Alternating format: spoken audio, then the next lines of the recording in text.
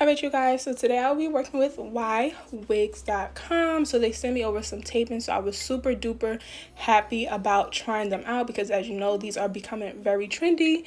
So this is everything that they gave me inside my box. And then of course this is the hair.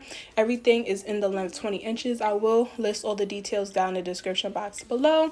And that is what the hair looks like fresh out of the box. I did go in actually dye the hair jet black off camera just to match my natural hair color because as you can see, my natural hair is jet black and I wanted it to match effortlessly. Okay, so all I did to prep my hair was part it in two sections in the front, and then I have that back middle section. As you can see, I have my perimeter left out. So this is what the tapings look like. All you're gonna do is just peel off that sticky, that white piece of paper, and then you're gonna pretty much just take small sections of your natural hair within each section, and you're gonna pretty much just sandwich your natural hair in between the two tapings. Now what I will say is you want to make sure you don't section out too much hair because then your tapings will not stick properly. You want to make sure you have just enough where it will stick to both tapings. So this was super easy to do. I would definitely say it is tedious.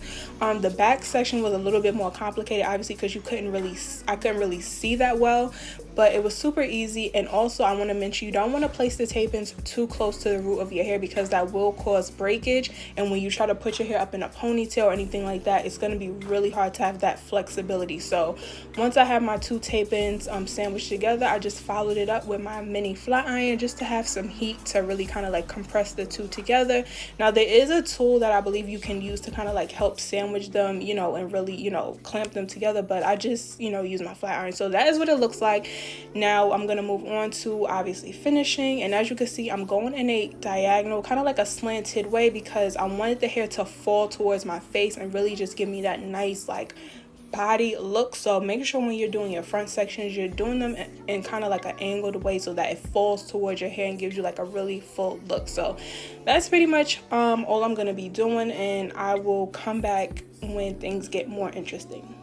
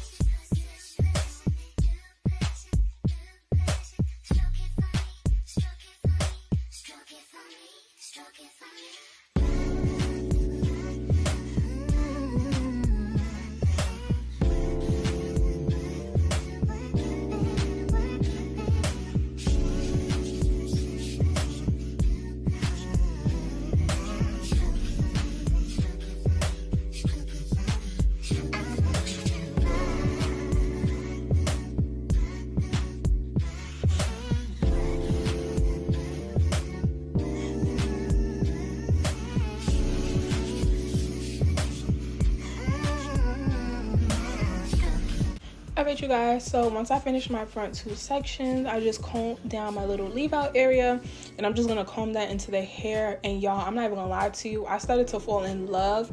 I just knew this was gonna be just amazing once I finished my front two sections. So moving on to the back, that was how much hair I had left over. And y'all, I'm not even gonna lie to you, I had a lot of hair left over. I was surprised. I ended up using all of the hair that they gave me because I was like, to be honest with you, like after I do this style, I'm pretty sure I'm not gonna do tape-ins anytime soon again, because it is a little bit of a high maintenance style, because you have to keep in mind your natural hair is still left out. So I ended up using all of the hair, even though, to be honest with you, I really didn't need to. I probably could have just used half of the hair and would have been good, but I did decide to use all of it just to make sure like I'm not, you know, wasting any hair, or I don't have the hair just sitting around. So moving on to the back, like I said, I'm not gonna lie to you, this was probably the most, well, this was the hardest part of this because I couldn't really see clearly. I had two mirrors set up where I could like look through one mirror and then I would look through that mirror to see the back of my head, but it was still a little bit of a process. So if you're one to kind of like not have that much patience, I would definitely say you could get this done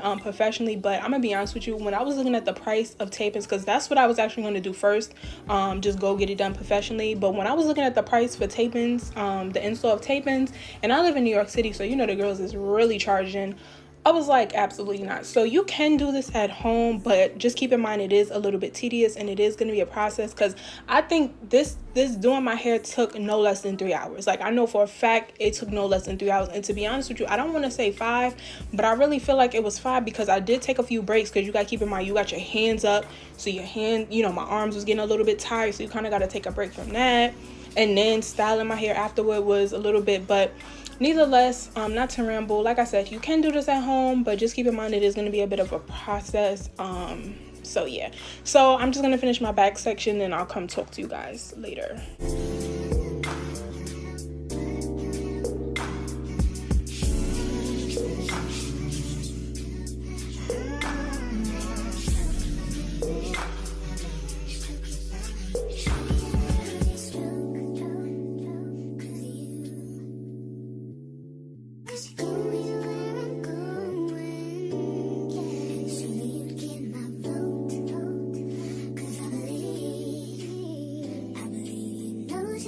should do it now. Baby, now we can close. Let's close, let's close. Let's don't get in a hurry. No, that's too slow. Go ahead and put that thing in motion. I want you to ride.